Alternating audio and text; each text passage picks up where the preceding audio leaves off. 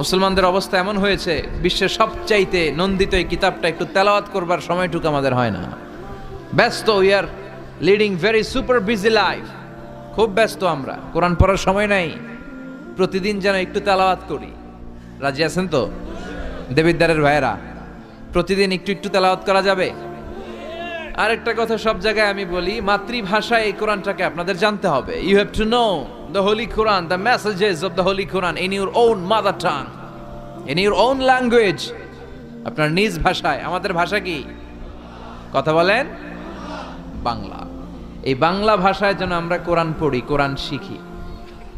কোরআন আল্লাহ কি জানাতে চাইলেন, কি শিখাতে চাইলেন, বাংলা ভাষায় যেন আমরা এটা শিখি, আত্মস্থ করার চেষ্টা করি।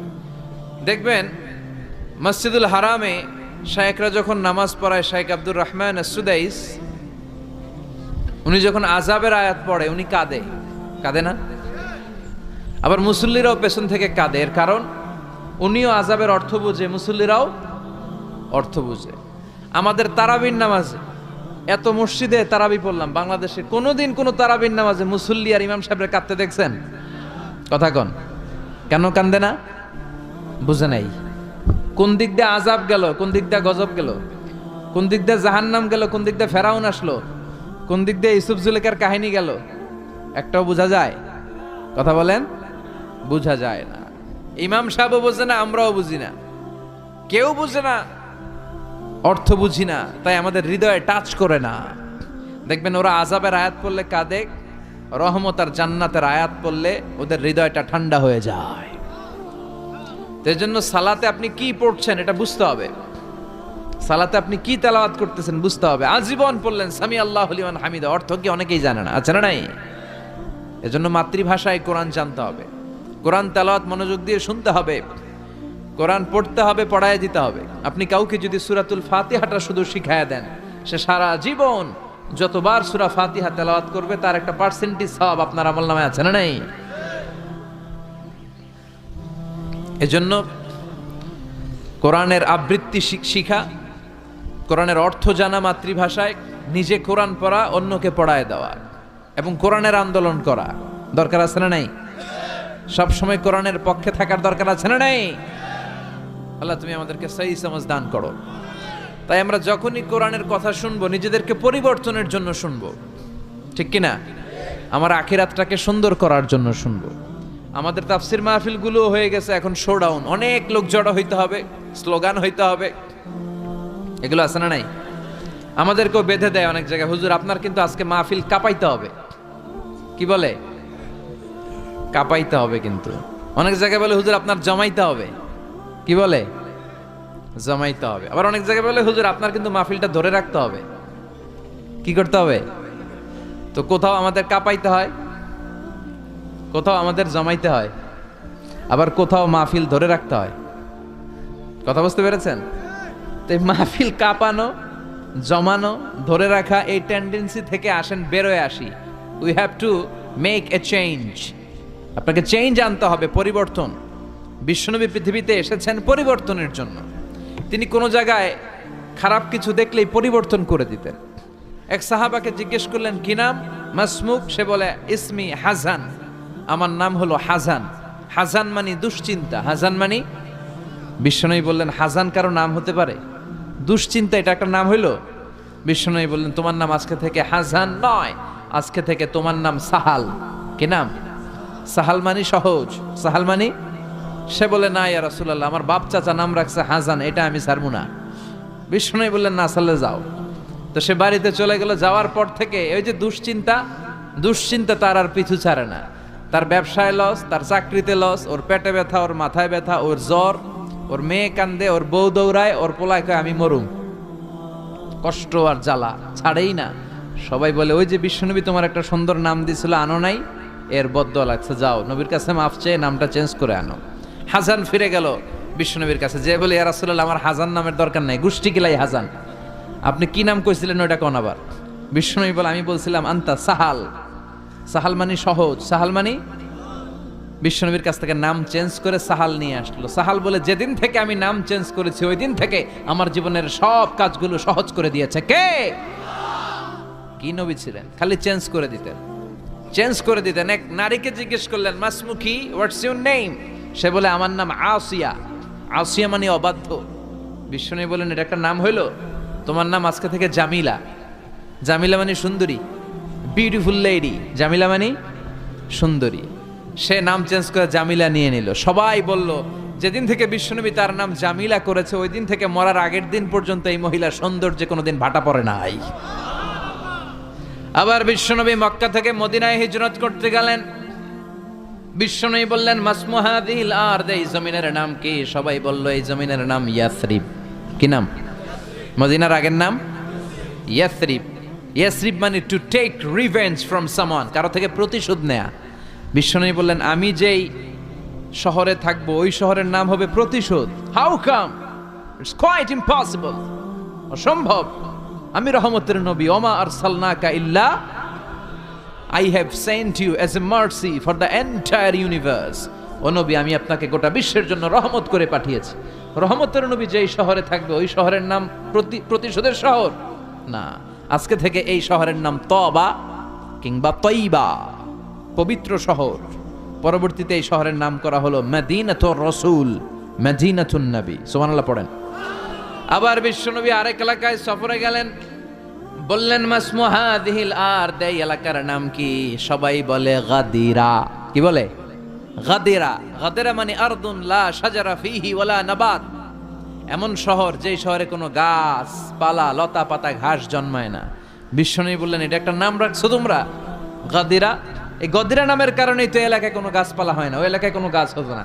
বিশ্বনবী বললেন, মিনাল ইয়াউম, আজকে থেকে এই এলাকার নাম গাদিরা নয়, আজকে থেকে এই এলাকার নাম আমি চেঞ্জ করে দিলাম খাদেরা। খাদেরা মানে সবুজ।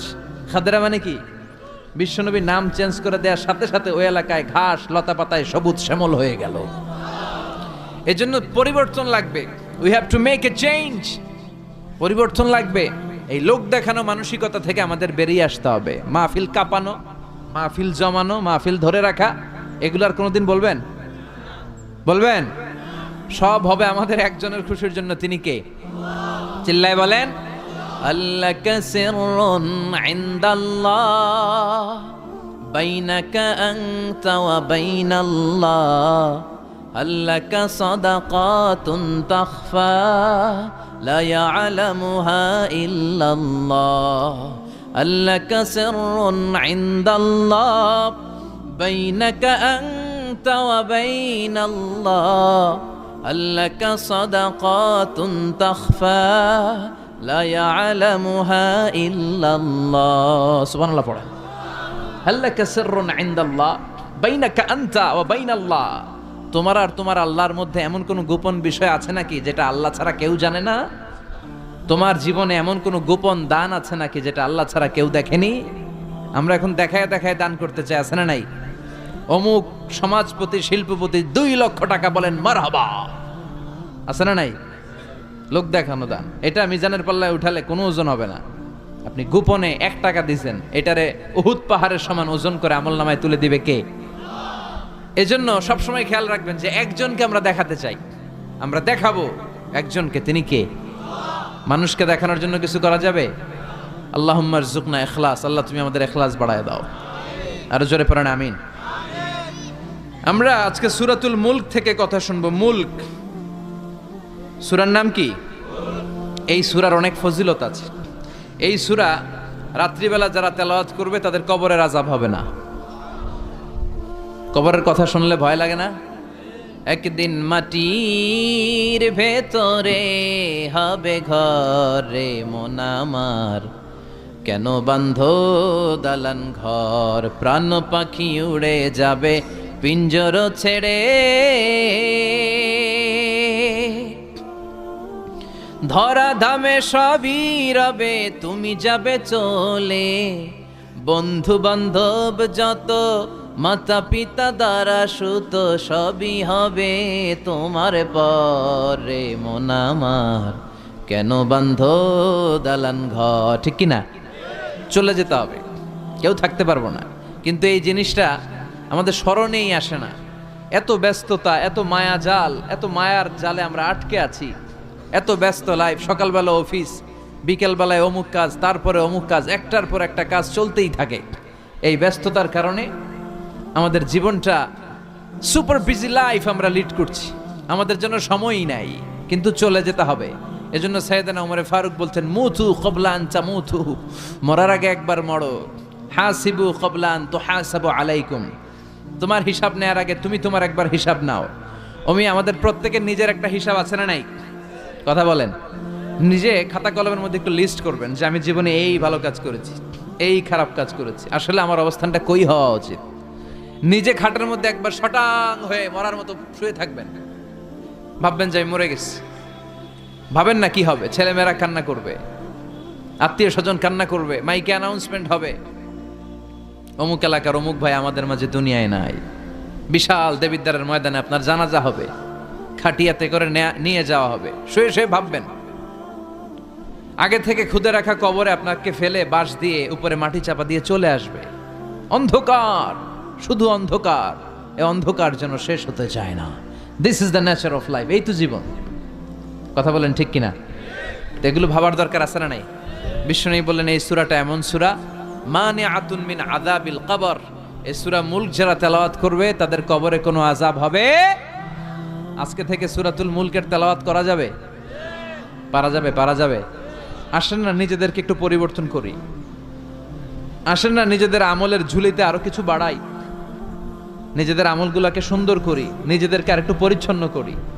প্রতিদিন রাতে সূরাতুল মুলক তেলাওয়াত করবেন ইনশাআল্লাহ। কইতে পারলেন না? 2 নম্বর ফজিলত, শাফাআত লি সাহিবিহা। এই সূরা যারা তেলাওয়াত করবে, এই সূরা তেলাওয়াতকারীর জন্য আল্লাহর কাছে সুপারিশ করবে। 3 নম্বর ফজিলত, খাসামাত আন সাহিবিহা। এই সূরাটা কিয়ামতের দিন এই সূরার তেলাওয়াতকারীর পক্ষে আল্লাহর সাথে তর্ক করবে, ডিবেট করবে। কতক্ষণ? হাত্তা আদখালাহুল্লাহুল জান্নাহ, যতক্ষণ না আল্লাহ তাআলা এই লোকটাকে জান্নাতি বলে ঘোষণা না দেয়। আল্লাহ যতক্ষণ অ্যানাউন্স করবে he is from paradise, he will enter the paradise, আমার এই বান্দা জান্নাতে ঢুকবে, এই সার্টিফিকেট দেওয়ার আগ পর্যন্ত এই সূরা সামনে দাঁড়ায় আল্লাহর সাথে তর্ক করতেই থাকবে। আবার বিশ্বনবী বলেন, মান ক্বারা বিহা ফি লাইলাতিন ফাকাদ আকফারা ওয়া আতাবা। রাত্রি বেলায় যেই ব্যক্তি এই সূরাটা তেলাওয়াত করবে তার রাত্রিটারে বরকতময় করে দিবে কে? এজন্য বিশ্বনবী বলতেন, আমি চাই আমার প্রতিটা উম্মতের হৃদয়ে এই সূরাটা গাঁথা থাক। আমার নবী চাইতেন আমাদের অন্তরে যেন এই সূরাটা মুখস্থ থাকে। আমরা চাই না? 30টা মাত্র আয়াত। কয় আয়াত? সবাই বলেন কয় আয়াত? প্রতিদিন এক আয়াত মুখস্থ করলে আমাদের পুরো সূরাটা মুখস্থ করতে লাগবে কয়দিন? 30 দিন। 1 মাসের চেষ্টা এই সূরাটা মুখস্থ করা যাবে না? দেবিদ্বারের ভাইয়েরা, করা যাবে? আওয়াজ করে পড়েন ইনশাআল্লাহ। এই সূরার মাহাত্ম্য হচ্ছে, এই সূরা আপনার দৃষ্টিভঙ্গিকে চেঞ্জ করবে, আপনার চিন্তার জগতে আন্দোলন তৈরি করবে, আপনার চোখকে খুলে দিবে, আপনার ঘুমন্ত বিবেককে জাগিয়ে দিবে। বিশেষ করে যারা স্রষ্টা নিয়ে সন্দেহে থাকে তাদের জন্য এটার ভিতরে ডোজ আছে, মেডিসিন আছে। ইয়াং ছেলে পেলে অনেকে আমাদের প্রশ্ন করে, হুজুর আল্লাহরে নিয়ে অনেক প্রশ্ন জাগে, স্রষ্টার অস্তিত্ব নিয়ে, আখেরাত নিয়ে, কবরের জীবন নিয়ে আমাদের প্রশ্নের অভাব নাই, কারণ নাস্তিক্যবাদের ছড়াছড়ি আশেপাশে আছে না নাই? ইয়াং যারা আছে তোমাদেরকে একটা বই পড়ার সাজেস্ট আজকে আমি করে যাই। বইটার নাম অনেকে জানে, প্যারাডক্সিক্যাল সাজিদ। কি নাম? লেখক হচ্ছে আরিফ আজাদ। লেখক কে? আরিফ আজাদ। বইটার নাম প্যারাডক্সিক্যাল সাজিদ। গত 21শে বই মেলায় এটা দ্য বেস্ট সেলার হয়েছিল, এজন্য নাস্তিকদের মাথা গরম। কথা বলেন। এই বছর সে আরেকটা বের করছে, প্যারাডক্সিক্যাল সাজিদ 2। এটা গতকাল থেকে বইমেলায় পাওয়া যাচ্ছে, 21শে বইমেলায়। এই প্যারাডক্সিক্যাল সাজিদ 1, প্যারাডক্সিক্যাল সাজিদ 2 প্রতিটা যুবকের সাথে সাথে রাখার দরকার, ঠিক কিনা? It's an eye opener for you. এই সূরাটা আপনাদের জন্য আই ওপেনার, চোখ খুলে দিবে। একটু চিন্তা করলেই বুঝবেন যে নাস্তিকদের যুক্তিগুলো খুবই হালকা। ওরা স্রষ্টাকে মানতে চায় না, আল্লাহরে মানতে চায় না। এর কারণ ওরা বলে আনসিন ইজ নাথিং, যেটারে দেখি না ওইটা মানি না। নাউজুবিল্লাহ পড়বেন না? কিন্তু ওরা ওদের জীবনে অনেক কিছু দেখে না, ওরা মানে না। কথা কন। আচ্ছা, আপনি আপনার জীবনে সরাসরি চোখ দিয়ে আমেরিকা দেখছেন? কথা কয় না। তা আমেরিকা যে আছে মানেন না? যারা এখনো হজে যান নাই, যারা এখনো যান নাই, কাবা ঘর নিজ চোখে সরাসরি দেখছেন? টিভিতে না, টিভিতে তো সবাই দেখছি, সরাসরি কাবা ঘর দেখছেন? তো আপনি যে দেখেন নাই, আপনি সৌদি আরব যে আছে কাবা ঘর যে আছে মানেন না? নাস্তিকরা বাতাস খালি চোখে দেখে না, দেখে, কিন্তু নাস্তিকরা বাতাস মানে না। Why do you believe on that? তো বাতাস মানুষ কেন? তোর দাদা তোর বাবা কোনোদিন বাতাস দেখছে? তুই তোর চোখ দিয়ে কোনোদিন বাতাস দেখেছিস? Do you see the air in the atmosphere? উত্তরে বলবেন no. So why do you believe on that? বাতাস বিশ্বাস করো কেন? Do you see the migraine pain when someone feel in his head? কেউ যখন মাথা ব্যথা অনুভব করে বলে যে আমার মাথাটায় প্রচন্ড ব্যথা, ওর যে মাথা ব্যথা দেখা যায়? কথা বলেন। ভাইজানের মাথা ব্যথা প্রচন্ড দেখা যাচ্ছে? মাথা ব্যথা থাকলেও মাথার অবস্থা যা, না থাকলেও এটা দেখা যায় না। So why do you believe on that? মাথা ব্যথা দেখা যায় না তো বিশ্বাস করস কেন? এগুলো কপাল পড়া, এগুলো হচ্ছে নাম্বার 1 হাদারাম উল্লুক্কা পাঠা। এদের দলিলগুলো একেবারে নড়বড়ে। কুফানগরীতে এক নাস্তিক ছিল, সে বলে বেড়াতো আমি আল্লাহরে দেখি না তাই মানি না। কুফানগরীর লোকজন বলে আমাদের এক ইমাম আছে নাম নু'মান ইবনু সাবেত, ওনার সাথে বসলে তুমি আল্লাহরে দেখতে পাবা। সে বলে তাই, তাহলে তোমাদের ইমামকে ডাকো। সাইয়েদনা ইমাম আবু হানিফা টাইম দিলেন, এই জুমার দিন, আজকে জুমার দিন না, এই জুমার নামাজের পরে ঠিক ভর দুপুরে 2টায় সবাই আমরা একত্রিত হব। নাস্তিকও আসবে, সাইয়েদনা ইমাম আবু হানিফাও আসবে। জুমার সালাতের পরে লোকের বন্যা বয়ে গেল, বাঁধ ভাঙা জোয়ার, অনেক মানুষ। নাস্তিক এসেছে, লক্ষ লক্ষ লোক এসেছে, আসে নাই ইমাম আবু হানিফা। আসে না আধা ঘন্টা, 1 ঘন্টা, 2 ঘন্টা পরে আসছে। নাস্তিক বলে এই তোমাদের ইমাম যার কোনো সময়ের জ্ঞানই নাই, এর সাথে কিসের তর্ক? সাইয়েদনা ইমাম আবু হানিফা বলে ইনদি উযর, আমার ওজর আছে। কি ওজর? সাইয়েদনা ইমাম আবু হানিফা বলেন আমি ঘর থেকে বের হয়ে আসার পথে একটা নদী পার হয়ে আসতে হয়। আজকে এসে দেখি নদীর মধ্যে কোনো মানুষ টানুষ নাই, নৌকা নাই, মাঝি নাই, কিচ্ছু নাই। তো হঠাৎ দেখলাম পাশে বিশাল বড় একটা গাছ, এই গাছটা এমনি এমনি 2 ভাগ হয়ে গেল। হঠাৎ গাছ থেকে এমনি এমনি লম্বা তক্তা হয়ে গেল, এমনি এমনি তক্তাগুলো জোড়া লেগে নৌকা হয়ে গেল। আর নৌকা আমার সামনে আসলো, মাঝি ছাড়া, লগি বৈঠা ছাড়া আমি নৌকায় যেয়ে বসলাম। নৌকাটা আমার নিয়ে টান দিয়ে সাঁ করে ওপার নিয়ে গেল। তো এই যে এই কাজগুলো আর প্রসেসিং গুলো হতে আমার 2 ঘন্টা সময় লেগেছে। নাস্তিক কয় তগ ইমাম গাঞ্জা খাইছে, মাথার তার ছিঁড়া গেছে, নাহলে কোনো সুস্থ মানুষ এই কথা বলতে পারে? এমনি এমনি নাকি গাছ ভেঙে তক্তা হয়, এমনি এমনি নাকি তক্তা লেগে নৌকা হয়, এমনি এমনি নাকি মাঝি ছাড়া নৌকা চলে? সাইয়েদনা ইমাম আবু হানিফা বললেন এই তো আপনি লাইনে চলে আসছেন, আপনারে বুঝানো এখন আমার খুব সহজ হবে। এমনি এমনি গাছ কাটে না করাত ছাড়া, এমনি এমনি তক্তা জোড়া লাগে না, নৌকা হয় না মিস্ত্রি ছাড়া, এমনি এমনি নৌকা চড়ে না মাঝি ছাড়া। তাহলে এত বিশাল বড় আকাশটা কেমন করে এমনি এমনি হলো? জমিনটা কেমন করে এমনি এমনি হলো? সাগর, মহাসাগর, পাহাড়, মরুভূমি কেমন করে এমনি এমনি হলো? এগুলোর একজন স্রষ্টা আছে না নাই? নাস্তিক কয় তাই তো, আসলেই তো আমি হাদারাম, আসলেই তো আমি উল্লুক্কা পাঠা। এইভাবে তো আমি কখনো ভেবে দেখি নাই, এইভাবে তো কখনো চিন্তা করি নাই। ও ইমাম, তুমি আমার ঘুমন্ত বিবেককে জাগিয়ে দিয়েছ, তুমি আমার চোখের সামনের পর্দাটা উঠিয়ে দিয়েছ, তুমি আমার দৃষ্টিভঙ্গিকে পরিবর্তন করে দিয়েছ। ও ইমাম, তুমি আমার চোখ খুলেছ, তুমি আমাকে হক চিনতে সাহায্য করেছ। আর দেরি করতে চাই না, আমারে পড়িয়ে দাও লা ইলাহা ইল্লাল্লাহু মুহাম্মাদুর রাসূলুল্লাহ।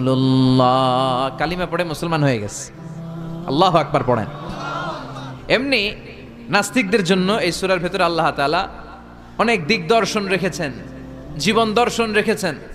আল্লাহ বুঝাতে চান যে গোলাম, আমারে চেনার জন্য, আমারে দেখার জন্য তোর ডক্টরেট ডিগ্রি লাগবে না, তোর ব্যাচেলর ডিগ্রি, মাস্টার্স ডিগ্রি লাগবে না। তুই আমার সৃষ্টির দিকে একটু নজর করে তাকা, একটু ঠান্ডা মাথায় চিন্তা করে দেখ, একটু সাগরের দিকে তাকা, একটু নদীর দিকে তাকা, একটু পাহাড়ের দিকে তাকা। তাকালেই তুই বুঝবি সামওয়ান ইজ কন্ট্রোলিং এভরিথিং। একজন এমডি আছে, ম্যানেজিং ডাইরেক্টর, মহা ব্যবস্থাপক, যিনি গোটা বিশ্বের সব ব্যবস্থাপনার আঞ্জাম দিচ্ছেন। চিল্লায় বলেন ঠিক কিনা? আল্লাহ বলে তুই সাগরের দিকে তাকা, পাহাড়ের দিকে তাকা, নদীর দিকে তাকা। সাগরের দিকে তাকালে আমি আল্লাহরে খুঁজে পাবি। ঝর্ণার দিকে তাকা, ঝর্ণার মধ্যে আল্লাহর নিদর্শন আছে না নাই? ঝর্ণা ঝর্ণা ঝর্ণা রে, বলনা বলনা বলনা রে, কার বিরহে পাগল পাড়া তুই, কার মিলনে ফুল ফসলে ভরা রে তোর দুকুল ভই, কার মিলনে ফুল ফসলে ভরা রে তোর দুকুল ভই, ঝর্ণা ঝর্ণা ঝর্ণা রে, বলনা বলনা বলনা রে, কার বিরহে পাগল পাড়া তুই। সুবহানাল্লাহ পড়েন। ঝর্ণা দেখছেন কোনোদিন? হড়ে হড়ে দেখছেন? সিলেটে মাধবকুণ্ড জলপ্রপাত, আর কোথায়? সীতাকুণ্ড, আর কোথায়? রাঙ্গামাটি, আর শ্রীমঙ্গল। ঝর্ণা আছে না? এই ঝর্ণার দিকে তাকাবেন, ঝর্ণার ঝরঝর শব্দের আওয়াজগুলো বোঝার চেষ্টা করবেন, দেখবেন ঝর্ণা আপনাকে বলে দিবে যে আমার স্রষ্টা কে। আল্লাহর সৃষ্টির দিকে তাকালে আল্লাহরে পাওয়ার সুযোগ আছে না নাই? এই তথ্যগুলো, এই উপাত্তগুলো, এই মেসেজ আর ইনফরমেশনগুলো আল্লাহ তাআলা এই সূরার ভেতরে ভরে দিয়েছে। শুনতে রাজি আছেন? আওয়াজ করে বলেন তো সূরার নাম। আরো জোরে সবাই বলেন কি নাম? মুলক। মুলক মানে কি? মুলক মানে রাজত্ব, মুলক মানে ক্ষমতা, মুলক মানে পাওয়ার, মুলক মানে কিংডম, মুলক মানে সভরেইনটি, মুলক মানে অথরিটি। অথরিটি কার? এজন্য রাব্বুল আলামিন বলেন তাবারাকাল্লাযী বিয়াদিহিল মুলকু ওয়া হুয়া আলা কুল্লি শাইইন কাদির। সুমহান সেই সত্তা যার হাতে ক্ষমতা, আর তিনি সকল কিছুই করতে ক্ষমতাবান, সবকিছুর উপর কর্তৃত্বশীল। চিল্লায় বলেন ঠিক কিনা? তাবারাকাল্লাযী, সুমহান তিনি, বিয়াদিহিল মুলক, যার হাতে ক্ষমতা। ক্ষমতা কার হাতে? নাকি প্রধানমন্ত্রীর হাতে, র্যাবের হাতে, পুলিশের হাতে, আমনেগো হাতে? আপনারা তো কোন ক্ষমতা সব আমগো হাতে। সকল ক্ষমতার উৎস কে? সকল ক্ষমতার উৎস আল্লাহ, কিন্তু আমরা বলে থাকি সকল ক্ষমতার উৎস জনগণ। এটা যুক্তিতে টিকে না। কি ক্ষমতা আছে আমাদের? কি ক্ষমতা আছে? কোনো ক্ষমতা নাই। মানুষকে আল্লাহ তেমন কোনো ক্ষমতাই দেয় নাই, যেটা দিছে এটার ক্ষমতা বলা যায় না। চিল্লায় বলেন ঠিক। আসল ক্ষমতার মালিক হলেন আল্লাহ। আমাদেরকে তো আল্লাহ দুর্বল করে বানিয়েছেন। ওয়া খালিকাল ইনসানু দাঈফা, আমাদেরকে দুর্বল করে তৈরি করেছে কে? শুধু আমরাই দুর্বল না, আমি দুর্বল, আমার বাপ দুর্বল, আমার দাদা দুর্বল, আমার 14 গোষ্ঠী দুর্বল। আমরা দুর্বলের ঘরের, চিল্লায় বলেন দুর্বলের ঘরের। সেই দুর্বলের ঘরের দুর্বল কয় আমরা সব ক্ষমতার উৎস। কি ক্ষমতা আছে আমার? আজকে মাহফিলের প্যান্ডেলের পেছন থেকে বলে, কেউ যদি বলে ওঠে হুজুর সাপ, কি বলে? সব দৌড়। আমি আমার নানা ঘরে লইয়া দৌড়, তুমি এদিকে দৌড়া, চাচা আপন প্রাণ বাঁচা। সাপ কথাটা তো মজা করে বললাম, এতে অনেকে খুঁজতেছে আসলে কি সাপ। আর আসলেই যদি একটা anaconda, C snake, black mamba, king cobra, Python এসে ফস করে যদি প্যান্ডেলে একটা ঢুকতো, পাওয়া যেত কাউরে? কথা কন। তো এই হচ্ছে আমাদের ক্ষমতা। সাপ বাদ দেন, বাবা ব্যাংক চিনেন? চিনেন না? না, দেবিদ্বারে তো বাবা ব্যাংক নাই। কি করে? খালি লাফায়। 10টা বাবা ব্যাংক, 2টা এই স্টেজে, আর বাকি 8টা প্যান্ডেলে যদি ছেড়ে দেওয়া হয়, বাবা ব্যাংক আর কি লাভ দিবে? এর চেয়ে বড় লাভ দিবেন আপনারা? বাবা ব্যাংকের চেয়ে বড় লাভ দিয়ে আমরা দৌড়াইতে শুরু করব। কত অসহায় আমরা, কত দুর্বল। বল্লা পোকা, মৌমাছি আমাদেরকে কামড় দিয়ে উড়াল দেয়, এটারে ধরে যে মারমু এটাও পারি না। কুত্তা এম করে কামড়াইলে আমরা কুত্তারে কামড়াইতেও পারি না। কি অসহায়। পিঁপড়া কামড় দিলে আমরা কিছু করতে পারি না। কানের ভিতরে যদি কারো পিঁপড়া ঢুকে থাকে বুঝবেন সে মজাটা কি। আহা, হ্যাঁ, বাঁচার কোনো সুযোগ নাই, কোনো ক্ষমতাই নাই। এরপরও আমরা বলি সব ক্ষমতার মালিক আমি। দেখবেন যাদের ডায়রিয়া হয় আর 5-7 বার টয়লেটে গেছে, এর চেহারার দিকে তাকানো যায় না। বৈশা গেছে, বৈশা যান।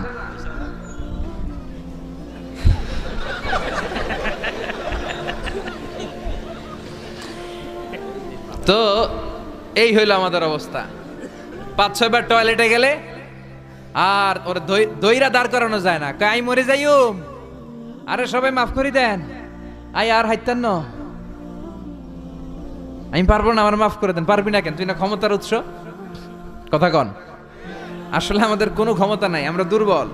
আসল ক্ষমতার মালিক একজন, চিল্লায় বলতে হবে তিনি কে। আমরা যে কত দুর্বল। ন্যাচারাল ক্যালামিটি অর ডিজাস্টার যখন হয়, প্রাকৃতিক দুর্যোগ, তখন নিজের অবস্থা খেয়াল করবেন। বন্যার সময় মানুষের কি অবস্থা হয়, ঠিক কিনা? ভূমিকম্পের সময় কি অবস্থাটা হয় আমাদের? রাত 3টার দিকে যদি ভূমিকম্প হয়, দৌড়, লুঙ্গি পইরা দৌড়, লুঙ্গি ছাড়াও দৌড়, আগে জান বাঁচাও।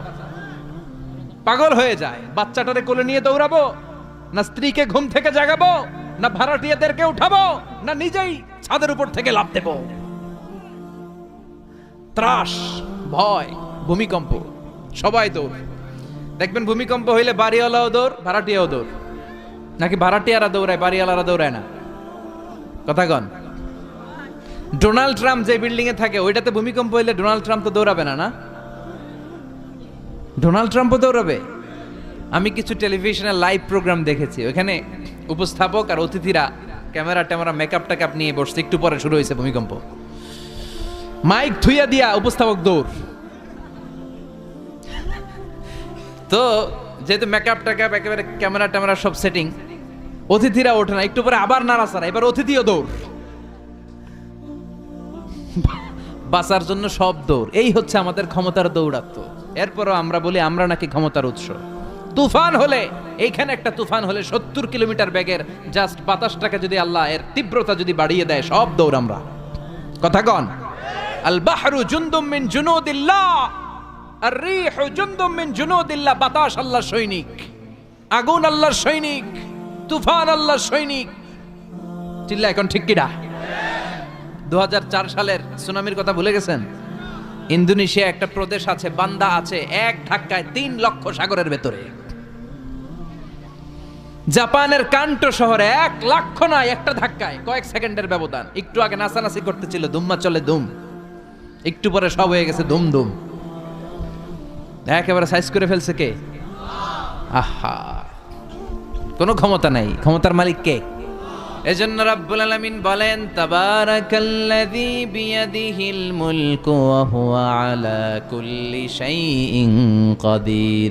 সুমহান সেই সত্তা যার হাতে ক্ষমতা, ক্ষমতা কার হাতে? কক্সবাজারে দেখবেন একটা দ্বীপ আছে, একমাত্র দ্বীপ যেটাতে পাহাড় আছে, নাম মহেশখালী। ওইখানে বৌদ্ধদের স্বর্ণ মন্দির আছে। ওখানে তুফান টুফান শুরু হইলে বৌদ্ধরাও জিকির করা শুরু করে দেয় আল্লাহর। সুবহানাল্লাহ কইবেন না? তুফানে পড়লে দেখবেন হিন্দু, বৌদ্ধ, আস্তিক, নাস্তিক সবাই জিকির করে একজনের, চিল্লায় বলেন তিনি কে? আমরা মাঝে মাঝে আমাদের প্রোগ্রাম স্কেডিউল এত টাইট থাকে, মাঝে মাঝে আমরা প্লেনে, হেলিকপ্টারে এক জেলা থেকে আরেক জেলায় যাই বাধ্য হয়ে। সিলেটে প্রোগ্রাম, কক্সবাজারে প্রোগ্রাম, ওই অমুক জায়গায় প্রোগ্রাম, তো ফ্লাইট ধরা লাগে। তো আমরা আভ্যন্তরীণ ফ্লাইটে চড়ে চড়ে আমরা যাই। তো আমরা যখন যাই, ওখানে কিছু এয়ার হোস্টেস থাকে বিমানের ভেতরে, এদেরকে বলে বিমানবালা। খুব সুন্দরী স্মার্ট নারীদেরকে তারা রিক্রুট করে, নিয়োগ দেয়। এদের যদি 3-4টা সন্তান হয়ে যায়, এদেরকে আবার চাকরিতে রাখে না। সৌন্দর্যটাই যাদের পুঁজি। তো এরা লিপস্টিক মেখে, পারফিউম মেখে, মেকআপ করে, ভেরি বিউটিফুল লেডি। ওরা আসে, এসে আমাদেরকে খাবার টাবার দেয়, ইনস্ট্রাকশন দেয়। তো বিমানটা, আভ্যন্তরীণ বিমানগুলো বাংলাদেশের ভেতরে যেগুলো চলে, এগুলো 14 থেকে 15,000 ফিট উপরে ওঠে। তো বিমানটা প্রথমে রানওয়েতে ট্যাক্সি করে, মানে বিমান যখন মাটিতে চলে এটাকে বলে ট্যাক্সি। কি বলে? ট্যাক্সি ছেড়ে যখন উপরে ওঠে এটারে বলে টেক অফ। কি বলে? তো এটা যখন বিমানটা যখন টেক অফ করবে, তখন দেখলাম এই এয়ার হোস্টেসগুলো, যেগুলোর পর্দা নাই, হেজাব নাই, শালীনতা নাই, মাইক্রোফোন হাতে নিয়ে ঘোষণা দিচ্ছে, ভদ্র মহিলা এবং ভদ্র মহোদয়গণ, আপনারা আপনাদের সিট বেল্টগুলো বেঁধে নিন। এখনই আমাদের উড়োজাহাজটি শাহজালাল আন্তর্জাতিক বিমানবন্দর থেকে শাহ আমানত বিমানবন্দরের উদ্দেশ্যে 15,000 ফিট দিয়ে উড়ে যাবে।